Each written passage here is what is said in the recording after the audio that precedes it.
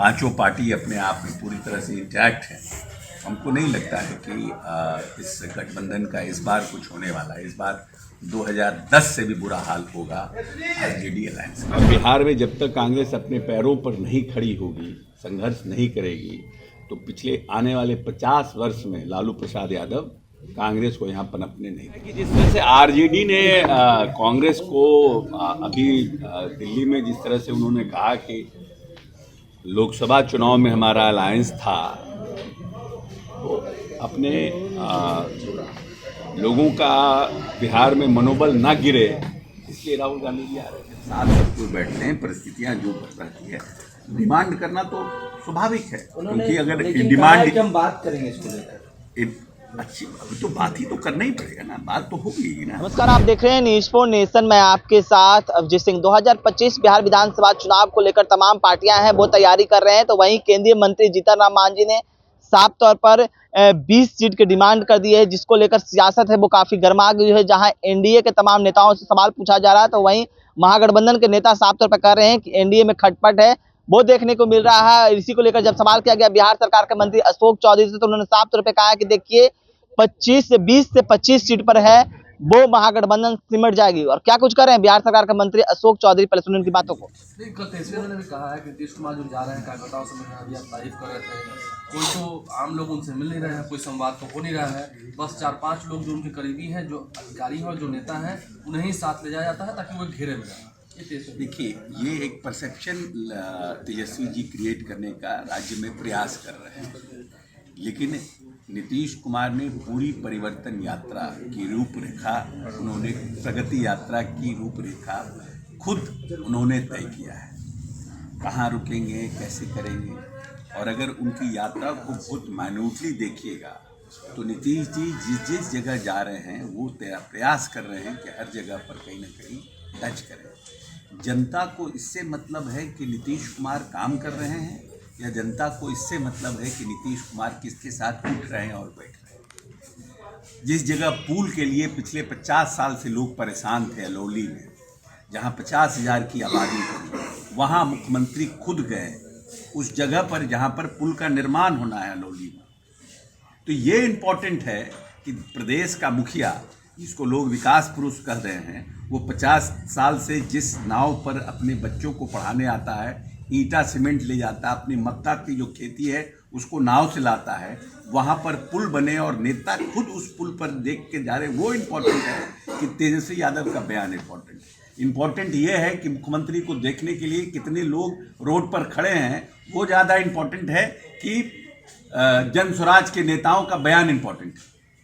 हमारे लिए तो जनता इम्पोर्टेंट है ना, और मुख्यमंत्री का काम इम्पोर्टेंट है। हम दूसरे के बयान से क्या फर्क पड़ता है। लेकिन मानसिक रूप से बीमार बता रहे हैं, वो मेडिकल बुलेटिन जारी कर रहे हैं। हाँ, तो उनका वो इतने ठंड में जिस तरह से डेस्परेट हो रहे हैं, उनका मानसिक इलाज होना चाहिए। उनको देखना चाहिए कि नीतीश कुमार जो काम कर रहे हैं, जो पुल का निर्माण कर रहे हैं, जो बाईपास का निर्माण कर रहे हैं, जो जा करके खगड़िया में अस्पताल दे रहे हैं, तो लोग क्योंकि नीतीश कुमार के खिलाफ में एंटी इनकम्बेंसी दिख नहीं रही है, इस प्रगति यात्रा में पूर्ण तरह से लोग नीतीश जी के साथ पूरी तरह से सशक्त और मजबूत रूप से खड़े दिख रहे हैं। तो जो लोग विरोधी हैं वो उनके पास कोई रास्ता बच नहीं रहा है।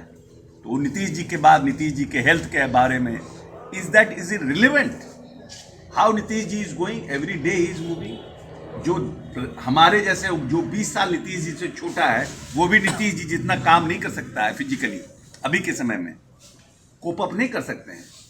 5 बजे उठना और 8 बजे रात तक काम करना, ये किसके लिए संभव है? उसको आप कह रहे हैं कि वो हेल्थ से बीमार है। वो लोग जा करके सब जगह स्कीम्स देख रहे हैं, पुल पे जा रहे हैं, जहाँ जहाँ बाईपास बन रहा है, जहाँ जहाँ वो सब चीज़ों को देख रहे हैं और वहाँ अनाउंस कर रहे हैं। जो पुराना खगड़िया में उन्होंने पूरे खगड़िया के चारों तरफ जो बांध है उसको कैसे चौड़ीकरण हो, उसमें सुलिस गेट कैसे लगे, उसका उन्होंने इंस्ट्रक्शन दिया, लोगों को निर्देश दिया कि यहाँ पर और बढ़ाइए, कि जो पानी अंदर आ जाता है खगड़िया में वो कैसे निकल सके। इन सब चीज़ों पर कह रहा है, तो उसके बारे में आप कह रहे हैं, आप उनके बारे में कह रहे हैं। और आप क्या कर रहे हैं? इस ठंड में गंगा जी में नहा रहे हैं और समझ रहे हैं कि महाकुंभ है यहाँ। खिचड़ी भी चलता है, खिचड़ी भी वही कह रहे हैं ना कि these people are irrelevant. Public ने इनको रिजेक्ट कर दिया है। तो ये कुछ ना कुछ बयान दे करके प्रिंट मीडिया और आप लोगों का 24 घंटे का जो है उसमें बने रहना चाहते हैं। आप कह रहे हैं कि एंटी इनकम्बेंसी नीतीश कुमार की लेकिन ये माना जाता है कि कांग्रेस फिर से एकजुट होकर के तैयार हो रही है, लड़ाई लड़ेगी विधानसभा चुनाव है, किस तरह से? हमको लगता है कि जिस तरह से आरजेडी ने कांग्रेस को अभी दिल्ली में जिस तरह से उन्होंने कहा कि लोकसभा चुनाव में हमारा अलायंस था, तो अपने लोगों का बिहार में मनोबल ना गिरे इसलिए राहुल गांधी जी आ रहे हैं। इम्पैक्ट पड़ेगा लगता है। इम्पैक्ट राहुल जी पहले भी आ चुके हैं, लेकिन पिछले लगभग 3 दशक से आरजेडी के सहारे ही बिहार की राजनीति कर रहे हैं। लोगों को बहुत उम्मीद था जब राहुल गांधी जी राष्ट्रीय अध्यक्ष हुए थे कि कांग्रेस अपने पैरों पर बिहार में खड़ी हो पाएगी उनके नेतृत्व में, क्योंकि बिहार में कांग्रेस को खोने के लिए कुछ नहीं है। लेकिन फिर भी निर्णय ऐसा हुआ नहीं, और बिहार में जब तक कांग्रेस अपने पैरों पर नहीं खड़ी होगी, संघर्ष नहीं करेगी, तो पिछले आने वाले 50 वर्ष में लालू प्रसाद यादव कांग्रेस को यहाँ पनपने नहीं देंगे। आपको क्या लगता है उसके पीछे वजह यह है कि लालू यादव की ताकत उतनी है या कांग्रेस बढ़ना नहीं चाहती है, या उनके ही लोग? कांग्रेस बढ़ना नहीं चाहती है और किसी दूसरे के पड़ोसी पर डिपेंड होकर के आने वाले परिवार को आप छोड़ दीजिएगा, तब जब मालिक मर जाएगा तो दूसरे का बेटा कितना कैसे पालेगा, ऐसा क्या ठिकाना है। वही कांग्रेस के साथ लालू यादव कर रहे हैं। गए थे माननीय नेता के साथ बेगूसराय खगड़िया, और खगड़िया में जिस तरह का जनसैलाब रोड पर था माननीय नेता को देखने के लिए, अगर माननीय नेता अगर उस समय खगड़िया में अगर कोई पब्लिक मीटिंग करते तो लगभग 40-50 हज़ार की पब्लिक मीटिंग होती।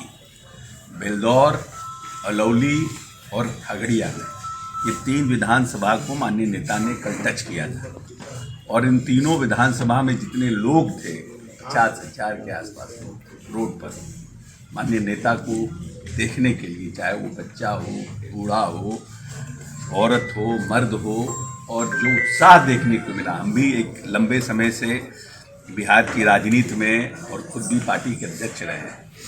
मैं समझता हूं कि जो उत्साह और जो उल्लास नीतीश कुमार के काम का लोगों के मन में है, उसके सामने इस बार कोई टिकने वाला नहीं।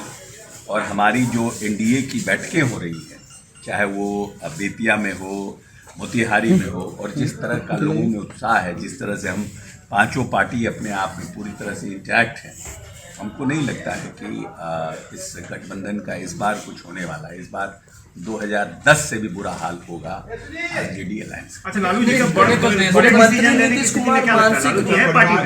लालू जी बड़े डिसीजन लेने की स्थिति में है क्या? अलग अलग स्टेटमेंट आता है, जो पोस्टर छपता है उसमें लालू यादव का चेहरा नहीं दिखता है। वो आरजेडी का अपना इंटरनल मैटर है। लेट मिल पाया, ठीक है, कभी कभी परिस्थितियाँ ऐसी रहती है, और हमारे जो सीनियर लीडर्स थे वो लोग संपर्क में थे। एक सीट मिली है, बुरारी की सीट मिली है। कभी कभी अपने you have to be accommodative with your alliance partner and you have to see कि how the alliance partner is comfortable, because I am not going to form a government there. हम government बनाने की स्थिति में नहीं है, 2 भी seat लड़ते तो भी, तो जो गवर्नमेंट बनाने की स्थिति में है उसको हम और ताकत दें और परिस्थितियाँ को बनाएं, ऐसा डिमांड। लेकिन 2 सीटों का ठीक है, परिस्थितियाँ बनी ना, तो बात क्लोज क्या हुआ, that is the main result. हम बात तो बहुत कुछ करते हैं। परेशानी बढ़ जाएगी। क्यों, हमारी क्यों परेशानी? परेशानी तो उन जिनकी बढ़ती है वो नए नए पार्टनर्स पूछते हैं ना। हम तो फिट हैं, हमने सब अपना लीकेज सील कर लिया है, वी आर कंफर्टेबल। एक समय में लालू जी ने कहा था नए साल पर ही अगर नीतीश जी आएंगे, भाई हैं तो माफ़ कर देंगे। वहीं दूसरी ओर तेजस्वी यादव कह रहे हैं कि हमारे यहाँ दरवाज़ा बंद है। ये सब तो उनका है ना, हम लोग आना चाहते हैं ना, हम लोग कहीं हम लोगों का कोई इंटरेस्ट नहीं है। अब लालू प्रसाद यादव जी की पार्टी के साथ हमारे नेता ने स्पष्ट रूप से कर दिया है कि we don't have any interest in RJD, we have grown with BJP, और बीजेपी के साथ हमारा एक पुराना अलायंस है। अटल बिहारी वाजपेयी जी ने नीतीश कुमार जी को आशीर्वाद दिया और प्रदेश की जनता का प्यार मिला, और नीतीश जी ने जंगल राज से बिहार को बाहर निकाला। जो बिहार कभी इस प्रदेश में लाठी घुमावन, तेल पिलावन रैली के नाम से प्रसिद्ध था, आज वहाँ पर माननीय नेता प्रगति यात्रा के माध्यम से इस प्रदेश को आगे बढ़ाने का काम करे। जहाँ 7,000 से लेकर के 6,000 पर कैपिटा इनकम था, आज हमारे यहाँ पर कैपिटा इनकम जो है वो लगभग 5 गुना 7 गुना बढ़ गया। इस प्रदेश का जो बजट 24,000 करोड़ था, आज इस प्रदेश का बजट 2,80,000 करोड़ हो गया। तो हम एक डिफरेंट लीग में हैं।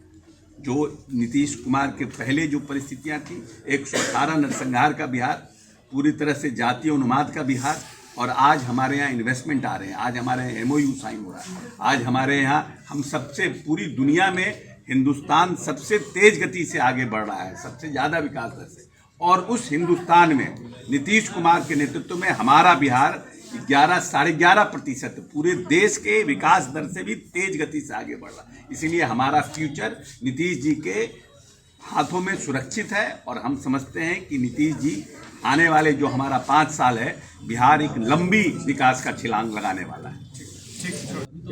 नहीं, वो नहीं, फिर that was not against Nitish Kumar, वो एक साजिश थी।